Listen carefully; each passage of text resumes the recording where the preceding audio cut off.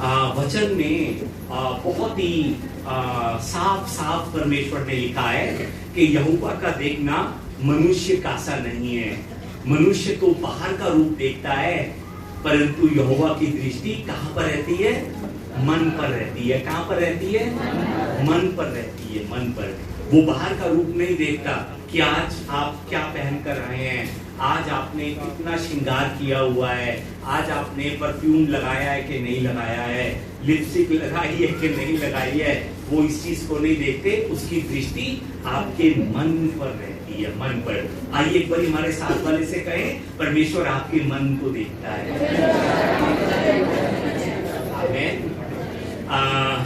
सच में बाइबल में इस मन शब्द को लेकर बहुत सी बातें लिखी हुई है, बहुत सी बातें। उदाहरण के तौर पर अगर हम यिर्मयाह की पुस्तक को देखें, यिर्मयाह 17:9 में परमेश्वर का वचन कहता है, मन तो सब वस्तुओं से अधिक धोखा देने वाला है।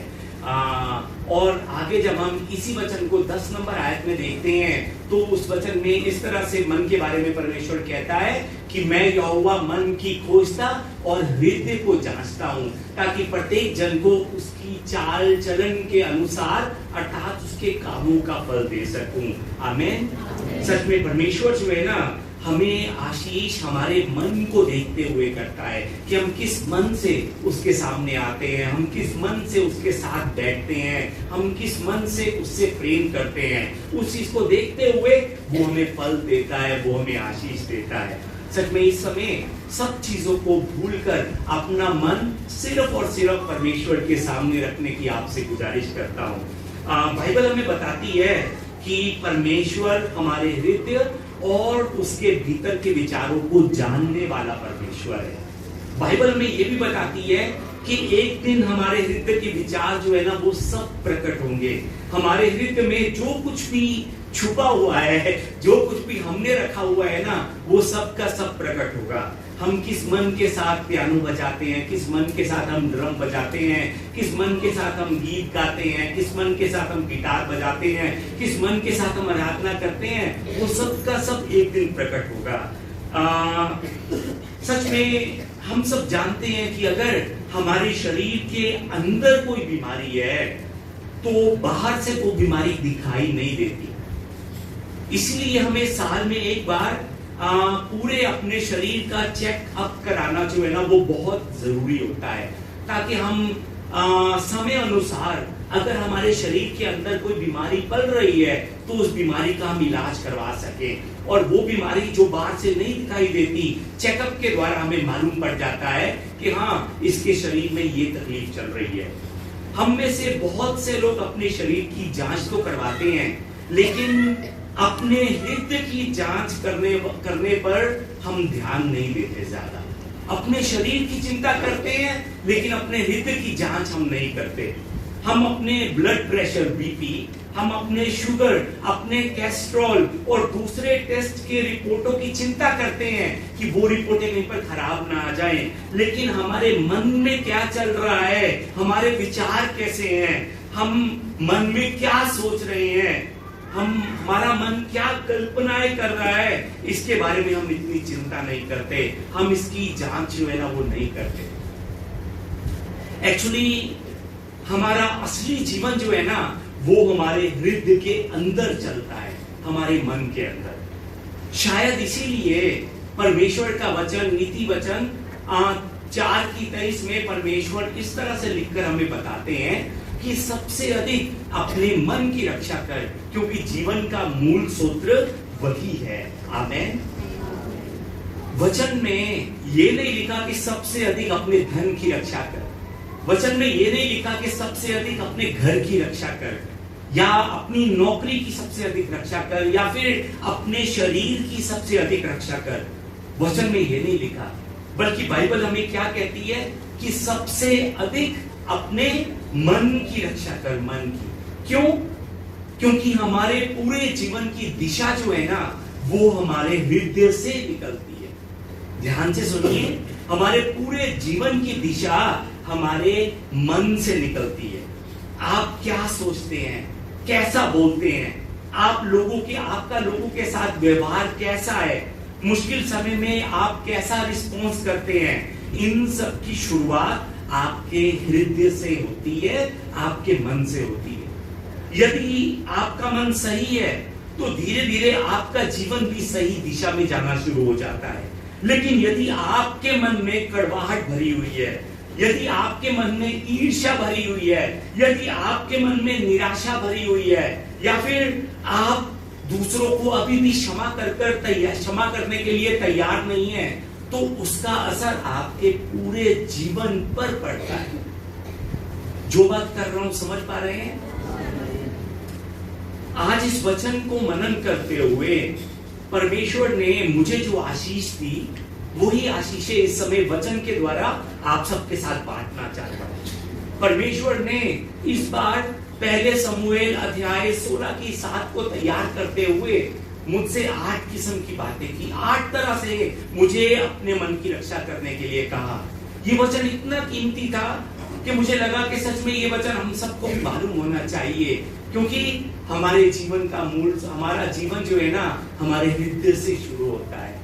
हमारे जीवन का मूल सूत्र जो है ना, हमारे मन से शुरू होता है। तो अपने मन की रक्षा करने के लिए जिस पहली बात पर मैं आपका ध्यान लेकर जाना चाहता हूं, वो बात है कि बाहर की बातों को अंदर मत आने दीजिए। आइए एक बार अपने आप से कहें, बाहर की बातों को अंदर मत आने दो। अपने साथ वाले से भी कहें, बाहर की बातों को अंदर मत आने दो। सच में ये बहुत ही जरूरी बात है। बाहर की बातों को अपने मन तक मत पहुंचने दीजिए, अंदर मत आने दीजिए। हम अपने आसपास में होने वाली हर एक बात को नियंत्रित नहीं कर सकते। कोई हमारे बारे में गलत सोच सकता है, कोई हमारा अपमान कर सकता है, कोई हमें नजरअंदाज भी कर सकता है, कोई हमें धोखा भी दे सकता है, या फिर जिस काम के लिए हम प्रार्थना कर रहे हो, शायद वो काम हमारी इच्छा अनुसार नहीं भी हो सकता। हमारा कोई सपना जो है वो पूरा नहीं हो सकता। कभी हमसे कोई जाने अनजाने में बड़ी गलती हो जाती है। मैं आपको ये बताना चाहता हूं कि हम हर एक परिस्थिति पर नियंत्रण नहीं कर सकते। हर एक परिस्थिति पर हम अपना नियंत्रण नहीं रख सकते, लेकिन हम ये जरूर तय कर सकते हैं कि उस परिस्थिति को मैं अपने अंदर आने दूंगा कि नहीं आने दूंगा। उदाहरण के तौर पर आपको बताऊं, किसी ने आपके मन को चोट पहुंचाई है, ये पहली बात है। लेकिन उस चोट को सालों साल अपने मन में रखना, ये दूसरी बात है। जो बात कर रहा हूं समझ रहे हैं? हाँ, किसी ने मेरे साथ गलत किया है, लेकिन अगर मैं हर रोज उसी बात के बारे में बार बार सोचता रहूं, यदि मैं उसी एक बात को कि उसने मेरे साथ गलत किया है, उसी के बारे में मैं सोचता हुआ बार बार उसी बात को मैं याद करता रहूं, और याद कर कर उसी एक बात को मैं इसको भी जाकर बताऊं, उसको भी जाकर बताऊं, हर एक को जाकर मैं सुनाऊं, और अपने अंदर का गुस्सा मैं बढ़ाता रहूं, ऐसा करने से मैं उस व्यक्ति को अपने मन पर अधिकार करने का हक दे रहा हूं।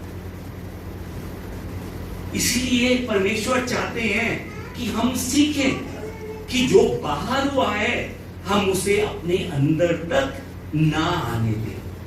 ये परमेश्वर चाहते हैं। एक और उदाहरण के तौर पर आपको बताता हूं। कोई काम मेरी इच्छा अनुसार नहीं हुआ तो खुद से कहिए कि मैं निराशा को अपने मन में जगह नहीं बनाने दूंगा। अगर किसी ने आपके मन को चोट पहुंचाई है तो खुद से कहिए कि मैं उसे क्षमा करूंगा, मैं अपने मन को कड़वाहट से नहीं भरने दूंगा। जो बात कर रहा हूं समझ पा रहे हैं? परमेश्वर ने हमें हर दिन एक सीमित शक्ति दी है, हर दिन की एक लिमिटेड हमें शक्ति दी है। अगर हम अपना पूरा दिन किसी दूसरे से नाराज रहने में अपनी शक्ति खर्च करते रहेंगे तो वही शक्ति हम अपने परिवार में, अपनी सेवकाई में, अपनी पढ़ाई में, अपने काम में, अपने भविष्य में हम इस्तेमाल नहीं कर सकते। क्योंकि किसी से नाराज रहना हमें बहुत ज्यादा थका देता है, बहुत ज्यादा। किसी से हम नाराज होते हैं तो कुछ भी करने का मन नहीं करता।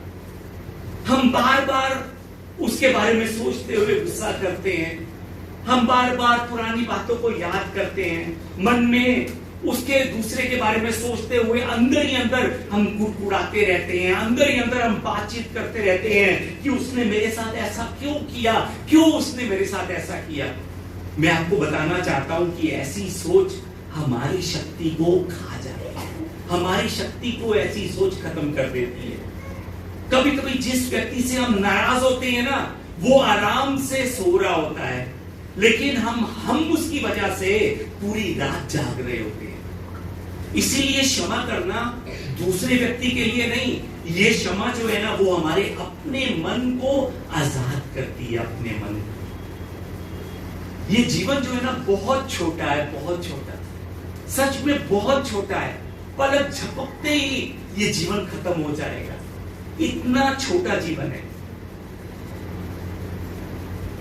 लेकिन इस छोटा से जीवन में भी, इस छोटे से जीवन में भी हम अपना समय गुस्सा करते हुए, कड़वाहट को भरते हुए, शिकायतें करते हुए हम जीते हैं, लोगों से नाराज होकर हम जीते हैं, लड़ते हुए झगड़ते हुए हम जीते हैं इस छोटे से जीवन को। सच में आज परमेश्वर जो हमसे बात करना चाह रहे हैं उसे समझिए कि बाहर की बातों को अपने अंदर मत डालने दीजिए। आइए एक बार फिर से कहें मेरे पीछे, मैं अपने अंदर बाहर की बातों को नहीं आने दूंगा। सच में आज अपने आप से ये वादा कीजिए कि मैं बाहर की बातों को अपने अंदर जगह नहीं बनाने दूंगा। आज के वचन में हम दाऊद के जीवन से देख सकते हैं कि दाऊद ने किस तरह से अपने मन की रक्षा की। आज के वचन में परमेश्वर समूएल से कहते हैं कि वो यिशै के घर में जाए, क्योंकि परमेश्वर उसके बेटों में से एक का अभिषेक करना चाहते हैं। अब समूएल जो है ना, यिशै के बेटों में से एक का अभिषेक करने के लिए यिशै के घर में जाता है। समूएल को नहीं पता कि किसका अभिषेक करना है। यिशै समूएल को देखने के बाद अपने बच्चों को एक एक कर बुलाता है। अब सबसे पहला बेटा आता है।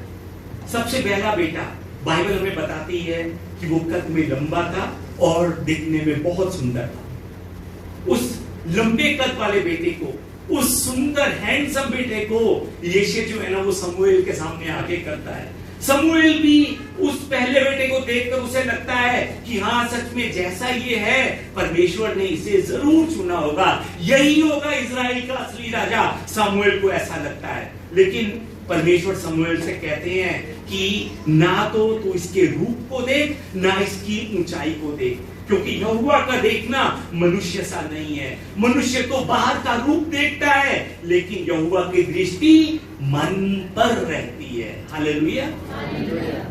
अब पहला बेटा आता है और परमेश्वर उस पहले बेटे को देखकर समूएल को कहते हैं, नो, ये नहीं है। अब दूसरा बेटा आता है, दूसरे बेटे को भी देखकर परमेश्वर समूएल से कहते हैं, ये नहीं है। अब इसी तरह एक एक कर यिशै के 7 बेटे आते हैं और उन सातों के सातों को परमेश्वर कहता है, नहीं, ये नहीं है। अब समूएल जो है ना वो हैरान हो जाता है, परेशान हो जाता है कि यहाँ पर 7 खड़े हैं, इन सातों के सातों में से परमेश्वर कहते हैं कि नहीं है।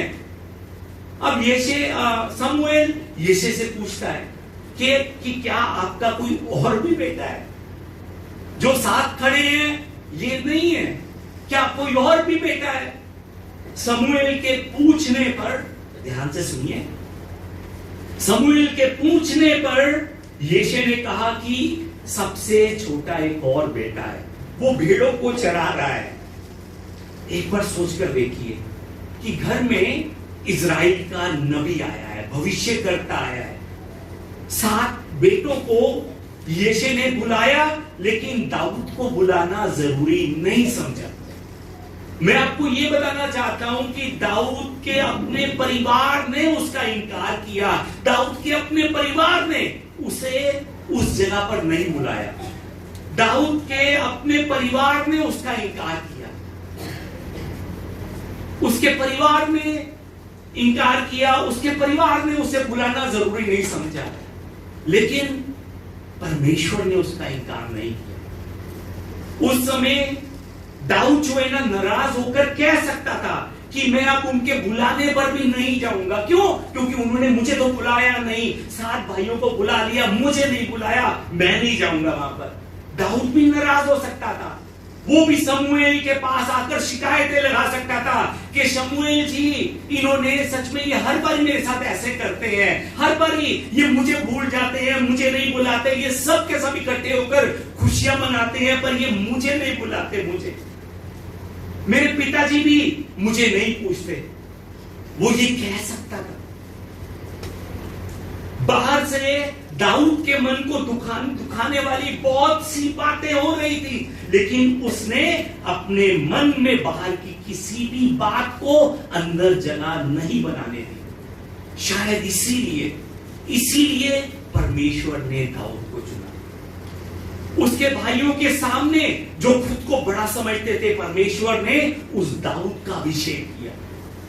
जिसे लोगों ने छोटा समझा, परमेश्वर ने उसे इजराइल का अगला राजा बना दिया।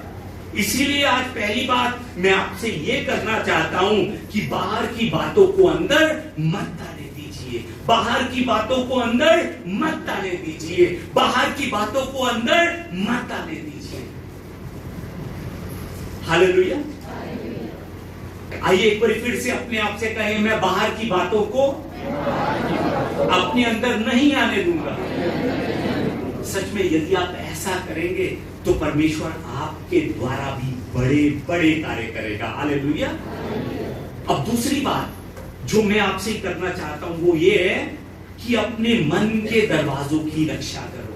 आइए अपने साथ वाले से कहें, अपने मन के दरवाजों की रक्षा कीजिए। सच में अपने मन के दरवाजों की रक्षा करनी हमारे लिए बहुत जरूरी है। बाहर की चीजों का हमारे हृदय तक पहुंचने का सिर्फ एक रास्ता नहीं है, कई रास्ते हैं। बाहर की चीजें बहुत सी चीजों के द्वारा हमारे अंदर तक पहुंचती है। उदाहरण के तौर पर हमारी आंखों के द्वारा बाहर की चीजें हमारे हृदय में जाती हैं। हमारे कानों के द्वारा बाहर की चीजें हमारे हृदय में जाती हैं। हमारे मुंह के द्वारा बाहर की चीजें हमारे अंदर जाती हैं।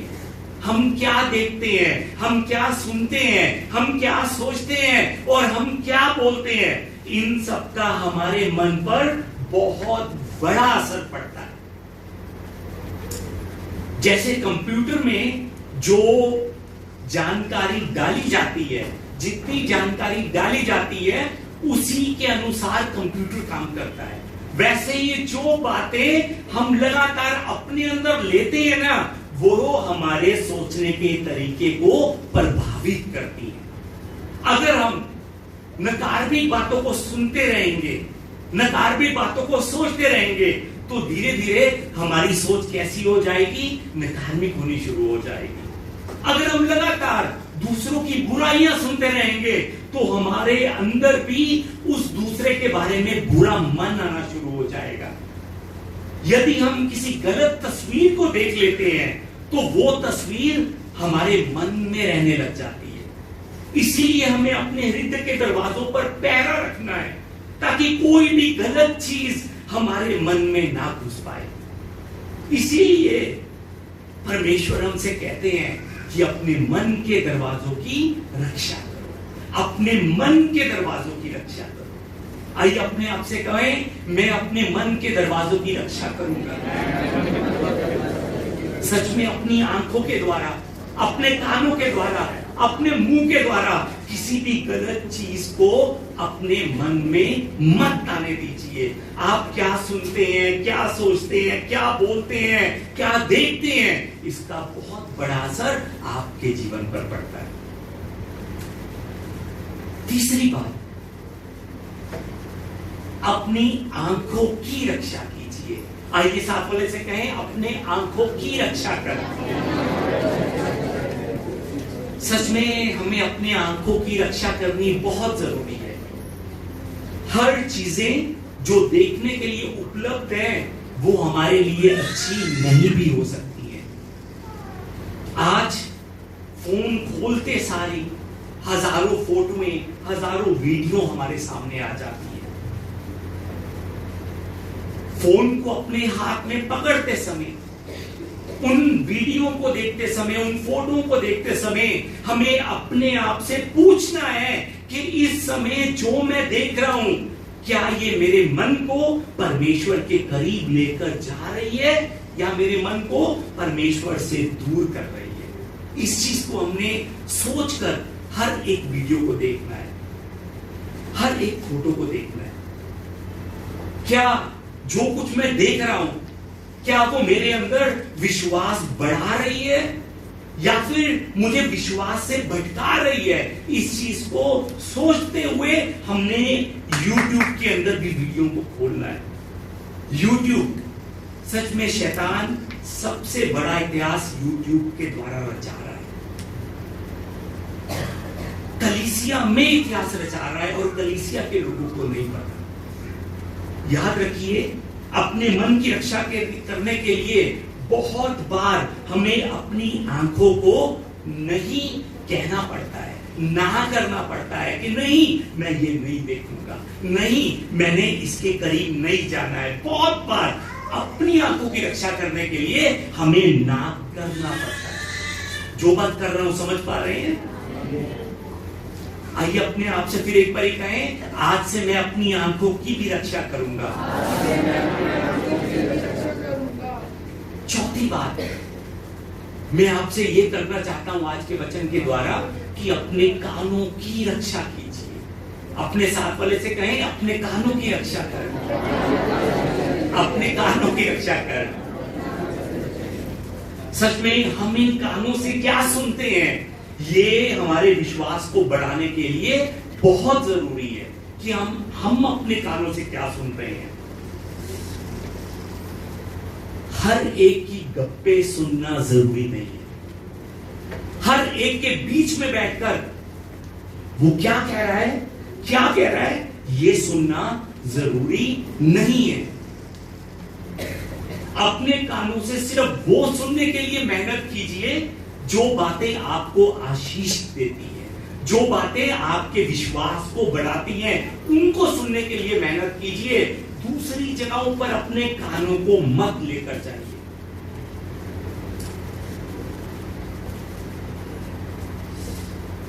कोई आपसे कह सकता है कि तुम निकम्मे हो, कोई कह सकता है तुम ये नहीं कर सकते, ये कह सकता है तुम्हारे बच्चे जो हैं वो कभी नहीं बदलेंगे, कोई ये आपसे कह सकता है, कह सकता है। हम कहने वाले को रोक नहीं सकते, लेकिन अब आपको यह तय करना होगा कि आप ऐसी आवाजों को अपने मन तक पहुंचने देंगे या नहीं पहुंचने देंगे। ये आपको तय करना होगा, ये आप तय कर सकते हैं।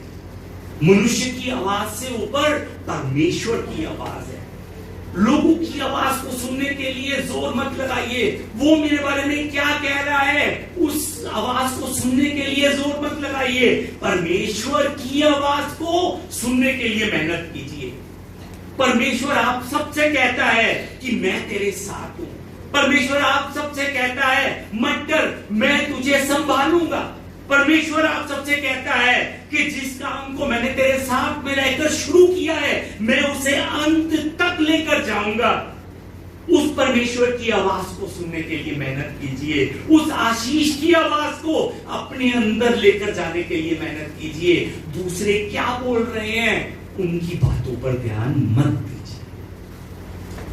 आइए एक बार अपने आप से फिर से कहें, मैं अपने कानों की रक्षा करूंगा। आज से मैं फालतू की बातों को अपने कानों के अंदर मन तक नहीं जाने दूंगा। मैं फिर से बताना चाहता हूं, दूसरे क्या गप्पे मार रहे हैं, अपने कान को उसकी तरफ को लेकर जाने की कोशिश मत कीजिए। बहुत फालतू की बातें हैं जो लोग बैठ कर करते हैं, बहुत फालतू की बातें हैं, बहुत बुराइयां हैं जो लोग बैठ कर करते हैं। अपने कानों को उन आवाज तक ना लेकर जाइए, अपने कानों को परमेश्वर की आवाज तक लेकर जाइए। हालेलुया। पांचवी बात मैं आपसे वचन के द्वारा ये करना चाहता हूं कि अपने मुंह का ध्यान करो, क्योंकि हमारा मुंह हमारे मन की दिशा बताता है। एक बार मेरे पीछे बोले, अपने मुंह का ध्यान रखो, क्योंकि मेरा मुंह मेरे मन की दशा बताता है। सच में ये बात बहुत जरूरी बात है, इसको इग्नोर मत कीजिए। आपका मुंह आपके मन की दशा को बताता है। आपके मन में क्या चल रहा है ये आपके चेहरे पर सब लिखा आ जाता है। लूका की पुस्तक अध्याय 6 की 45 में प्रभु यीशु मसीह कहते हैं, जो मन में भरा है वही मुंह पर आता है। आमीन। सच में जो मन में भरा है ना वही मुंह पर आएगा, जो मन में नहीं है वो मुंह पर कभी भी नहीं आएगा। हमारे मुंह से निकलने वाली जो बातें हैं ना वो हमारे मन का एक्सरे है। एक्सरे आपने करवाया है ना, बाहर से दिखाई नहीं देता, पर जब एक्सरे की फोटो खींची जाती है तो अंदर की चीजें सब बाहर आ जाती हैं। उसी तरह से मैं बताना चाहता हूं कि हमारे मुंह से निकलने वाले शब्द हमारे मन का एक्सरे है, हमारे मन का। अगर हमारे मुंह से शिकायतें निकल रही हैं तो इसका मतलब हमारे अंदर शिकायतें ही शिकायतें भरी हुई हैं। यदि हमारे मुंह से बुराई निकल रही है किसी के लिए तो इसका मतलब मेरे मन के अंदर बुराई ही बुराई भरी हुई है। यदि मेरे मुंह से कड़वाहट निकल रही है तो इसका मतलब क्या है कि मेरे अंदर कड़वाहट भरी हुई है। यदि मेरे मुंह से निराशा की बातें निकल रही हैं तो इसका मतलब मेरे अंदर निराशा भरी हुई है। यदि मेरे मुंह से आशीष निकल रही है तो इसका मतलब मेरे अंदर आशीष भरी हुई है। यदि मेरे मुंह से प्रेम की बातें निकल रही हैं तो इसका मतलब मेरे अंदर क्या भरा हुआ है? प्रेम भरा हुआ है। ये हमारा मुंह हमारा एक्सरे हमारे मन का एक्सरे। इसलिए आज से अपने मुंह की जांच कीजिए और मुंह की जांच करते हुए ध्यान दीजिए कि क्या मैं विश्वास की बातें बोलता हूं, क्या मैं प्रेम की भाषा बोलता हूं, क्या मेरे शब्द लोगों को उत्साहित कर रहे हैं, क्या मेरे शब्दों के द्वारा गिरे हुए लोग उठ रहे हैं, क्या मेरे शब्द मेरे बच्चों को हिम्मत दे रहे हैं या उनकी हिम्मत तोड़ रहे हैं, क्या मैं कलीसिया में एकता लाने के लिए मेहनत कर रहा हूं, क्या सच में मैं कलीसिया में खोई हुई भेड़ों को इकट्ठे करने के लिए सच में बहुत जोर लगा रहा हूं। सच में एक बार जांचिए इन चीजों को। अपने मन की रक्षा करने का तरीका अपने मुंह की रक्षा करना है, क्योंकि हमारा मुंह हमारे मन का एक्सरे, जो हमारे मन में भरा है वही हमारे मुंह पर आता है, जो हमारे मन में भरा है वही हमारे मुंह पर आता है। कभी भी वो बात हमारे मुंह पर नहीं आएगी जो हमारे मन में नहीं है, जो मन में है वही हमारे मुंह पर भी आएगी। हालेलुया। इसीलिए परमेश्वर कहते हैं कि अपने मुंह को संभाल कर इस्तेमाल करो, अपने मुंह की रक्षा करो। आइए एक बार अपने आप से कहें, मैं अपने मुंह की रक्षा करूंगा। सच में अपने मुंह की रक्षा करना अपने मन की रक्षा करने की तरह है। छठी बात आपसे मैं ये करना चाहता हूं कि सही बातों को अपने मन में भरो। आइए एक बार मेरे पीछे बोले, सही बातों को अपने मन में भरो। केवल गलत चीजों को बाहर निकालना ही हमारे लिए काफी नहीं है। ये मन जो है ना, इसमें कुछ ना कुछ भरा जाएगा। ये मन कभी भी खाली नहीं रह सकता।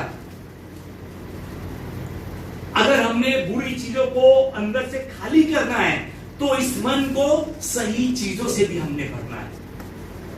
फिलिपियों की पुस्तक अध्याय 4 का 4, 5, 6, 7 हमने बहुत बार पढ़ा है। अगर आपको मैं याद दिलाऊंगा तो आपको एक पल में याद आ जाएगा। एक बार याद दिलाने की कोशिश करो।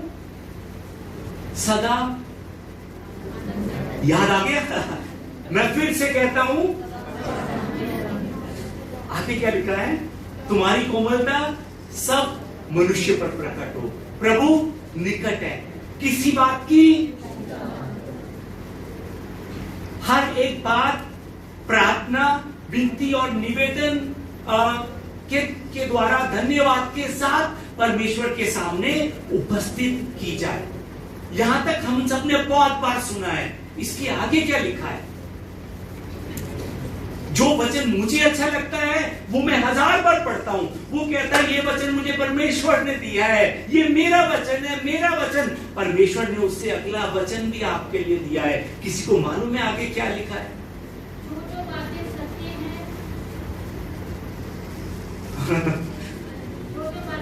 हैं, पवित्र हैं, 8 ऐसी बातों की बात की है। हालेलुया। सच में बाइबल अधूरी मत पढ़िए। एक वचन मेरे लिए नहीं है, यहोवा मेरा चरवाहा है, मुझे कुछ घटी नहीं होगी। पूरा जीवन ये वचन मेरे लिए नहीं है। जिस दिन मैं बहुत निराशा में हूं, अगर उस दिन मैं वचन पढ़ रहा हूं, वो वचन मेरे सामने आ गया है, तो उस दिन के लिए वो मेरा वचन है, परसों के लिए मेरा वचन नहीं है। परसों मैं भरा हुआ हूं ऑलरेडी बहुत ज्यादा। परसों के लिए वचन कुछ और है, चौथ के लिए कुछ और है, 5वें दिन के लिए कुछ और है। एक ही वचन को पकड़ कर बैठना चाहिए। एक ही वचन को पढ़कर, हर रोज एक ही वचन को पढ़कर कहना कि मैंने बाइबल पढ़ी है, आज भी बाइबल आज भी पढ़ी है। एक वचन को पढ़ना बाइबल पढ़ना नहीं है। बाइबल में हजारों वचन लिखे हुए हैं और वो सभी हजारों वचन आपके वचन है। आपके वो सभी हजारों वचन मेरे वचन है, हमारे वचन है। उन सभी वचनों को पढ़ना हमारे लिए जरूरी है। क्या पता परमेश्वर मुझसे आज क्या बात करना चाह रहे हैं। अगर हम हर रोज एक ही वचन को पढ़ते रहेंगे कि मुझे तो भजन संहिता 91 ही अच्छा लगता है, पास्टर जी मैं तो यही पढ़ूंगा, परमेश्वर मुझे आपकी कोई और आवाज नहीं सुननी है, मैंने भजन संहिता 91 ही पढ़ना है, मैंने भजन संहिता 23 ही पढ़ना है, तो परमेश्वर कहेगा मैं तो इतना कुछ तुझे देना चाहता हूं, तू 1-2 आयतों में फंस कर बैठ गया। पूरी बाइबल पढ़िए, पूरी बाइबल। फिलिपियों की पुस्तक अध्याय 4:8 में पौलुस कहता है जो बातें सत्य हैं, जो बातें आदरणीय हैं, जो बातें उचित हैं, जो बातें पवित्र हैं, जो बातें सुहावनी हैं, जो बातें मन भावनी हैं, जो बातें सद्गुण है, जो बातें प्रशंसा की है, उसी पर ध्यान लगाया करो। पौलुस कहता है उसी पर ध्यान लगाया करो। केवल अपने मन से गलत चीजों को बाहर निकालना काफी नहीं है, हमें अपने मन को सही चीजों से भरने की भी जरूरत है।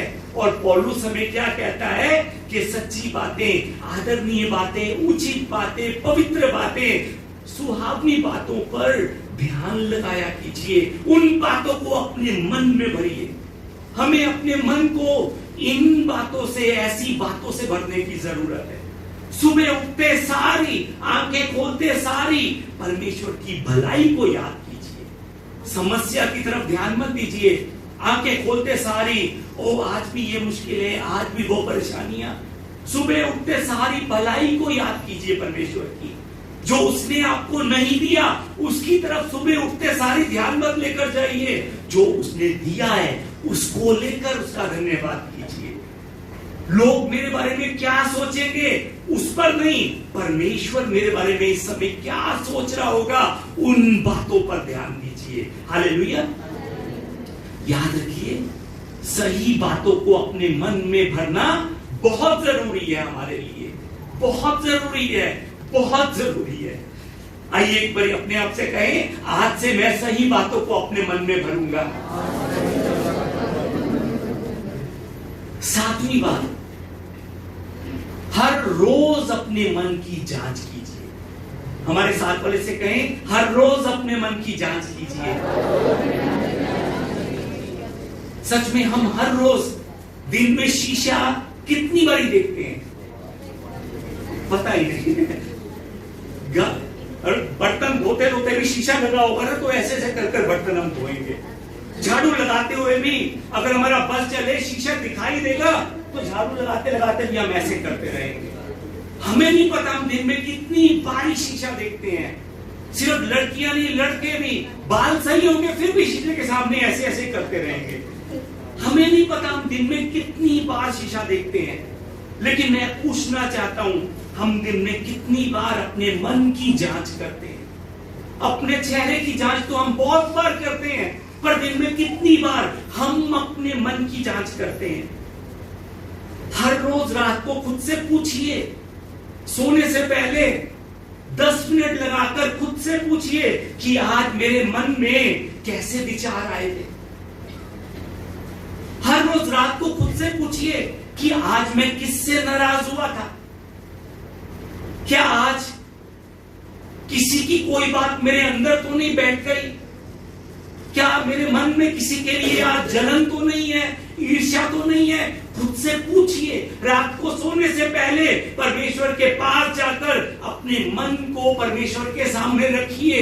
अगर सच में आपके मन में कोई बात बैठ गई है, किसी से आप नाराज हो गए हैं, किसी बात ने आपके मन में जगह बना ली है जो अच्छी नहीं है, उसे परमेश्वर के सामने जाकर निकाल दीजिए।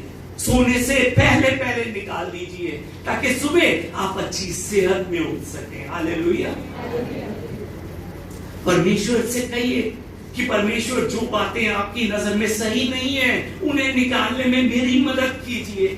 मुझे दूसरों को क्षमा करने में, दूसरों से प्रेम करने में, मेरे अपने विचारों को शुद्ध करने में परमेश्वर मेरी मदद कीजिए। जिस तरह हम हर रोज अपने घर की सफाई करते हैं, जिस तरह से हर रोज हम अपने शरीर की सफाई करते हैं, उसी तरह से हर रोज हमें अपने मन की सफाई करना भी जरूरी है। हालेलुया। सच में आज अपने आप से वादा कीजिएगा कि आज से हर रोज मैं अपने मन की जांच करूंगा, मैं हर रोज अपने मन की सफाई करूंगा। हालेलुया। अंत में 8वीं बात मैं आपको यह बताना चाहता हूं कि परमेश्वर आपके मन को देखकर आपका भविष्य तैयार करते हैं। आइए साथ वाले से कहें, परमेश्वर आपके मन को देखकर आपका भविष्य तैयार करते हैं।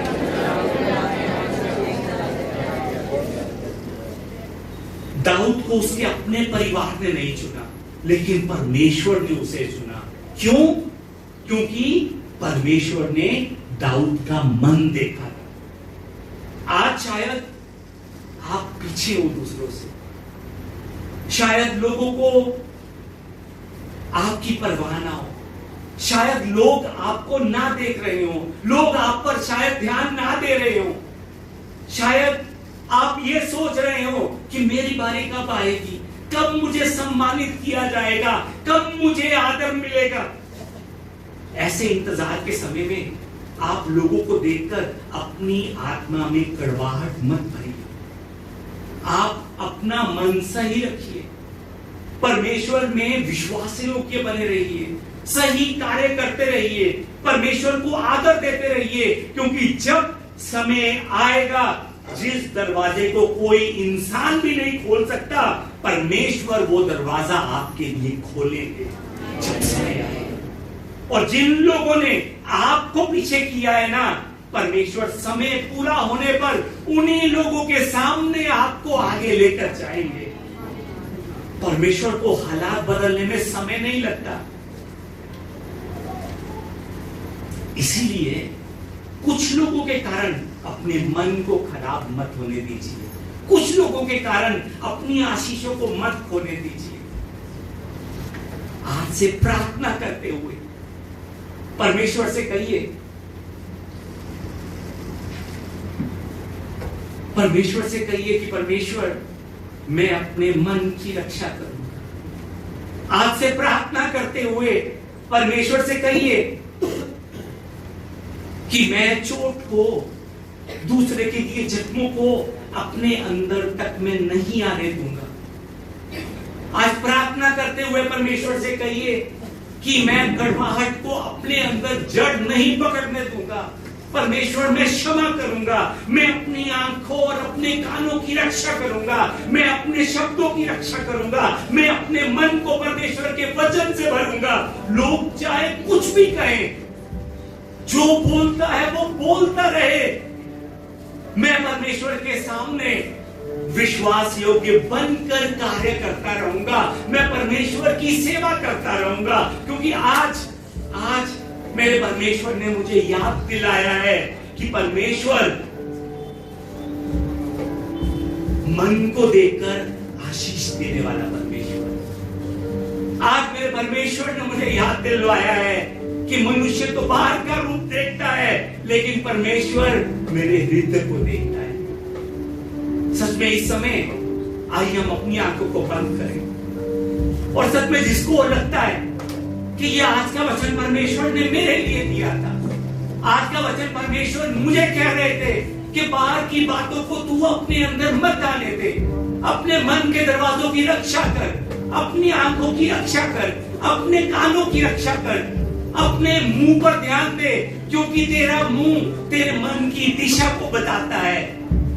सही बातों पर अपना मन लगा, रोज अपने मन की जांच कर।